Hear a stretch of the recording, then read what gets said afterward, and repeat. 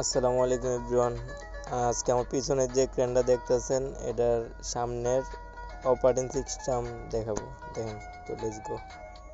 আমরা চলে আসলাম, এই জায়গাতে উঠলাম। এটা হইছে আমাদের অপারেটর রাজু ভাই।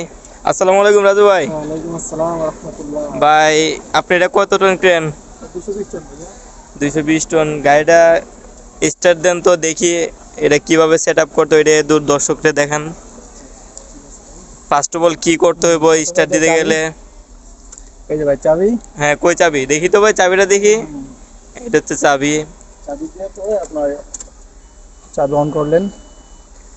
এটা কি আমরা মনিটর কি এখন স্টার্ট দিতে পারবো, না মনিটর সেট আপ হওয়ার পরে স্টার্ট দিব?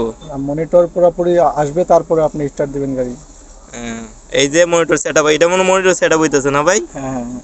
এই যে এটা হচ্ছে মনিটর। আচ্ছা, এখন চলে আপনি start আসলো। দিতে পারবেন এখন গাড়ি। স্টার্ট দিতে পারবো না? হ্যাঁ হ্যাঁ হ্যাঁ। দেন স্টার্ট দেন তো দেখি। এই আওয়াজ করতেছে, স্টার্ট হয়ে গেছে তাই না? হ্যাঁ আচ্ছা আচ্ছা ভাই, এগুলা কি? এগুলা এই যে লাল চিহ্ন যেটা দেয়া যাইতেছে, এগুলা কি? আপনার গাড়ি স্টার্ট দেওয়ার পর এখন আপনি ওই জ্যাক ফাংশনে চলে যাবেন। জ্যাক ফাংশন তো না? এটা এটা চাপ দিয়ে আপনি এই দেখেন পিটিও লাগাবেন। এটা হচ্ছে সাসপেনশন লক। এই দুইটা কি দিতে হইব? হ্যাঁ হ্যাঁ।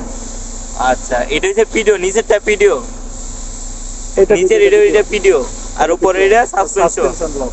আচ্ছা, এখানে তার কোনো কাজ নাই তাই না? এখানে আর কোনো কাজ নাই, এগুলো দিয়ে আপনি তারপর জ্যাক সেট করতে পারবেন। মানে এখানে কাজ শেষে পরে আমরা পিছনে চলে যাবো জ্যাক ফাংশনের লাগে না, তাই না? আচ্ছা, ওকে।